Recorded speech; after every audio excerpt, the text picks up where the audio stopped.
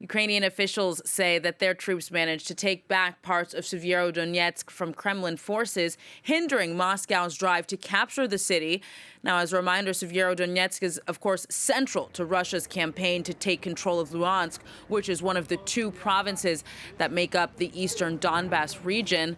For the latest on the ground, then, we'll cross now to our special envoy in Dnipro, Jonathan Walsh. Good morning, Jonathan. So what are the latest developments in Donbas?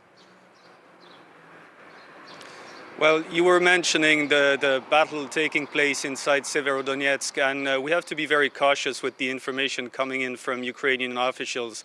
You have to remember that there's no journalist covering the battle there right now.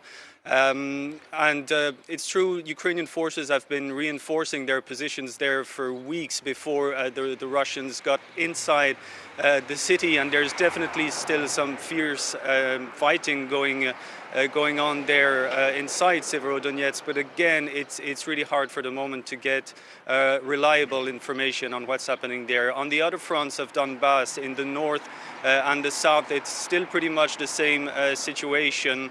And for the moment, Ukrainians are resisting, and Russians are concentrating all their forces to take Severodonetsk and then to move to bigger cities like Kramatorsk and Slavyansk. And Jonathan, yesterday you were in the Kherson region with the Ukrainian military. What did you see there as far as the counteroffensive goes?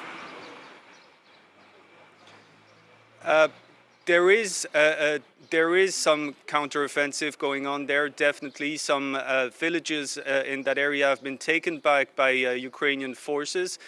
This region where we were, this is north of Kherson, a town that was taken by Russians in the early days of the Russian invasion. But we spoke to many soldiers and officers there, and they say that if they have taken back some territory there is still intense artillery fire on the front lines. And they say that the intensity of fighting on the first line hasn't really changed, that it's still very intense there. But for the moment, Ukrainian forces are holding there, and it's quite different. I mean, the situation is quite different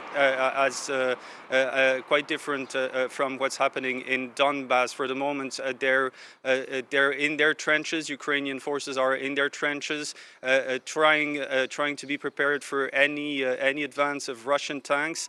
And the fighting is less intense as Donbas, as what's happening in Donbas. Jonathan Walsh, our special envoy in Dnipro, thank you very much. Well, on the one hand,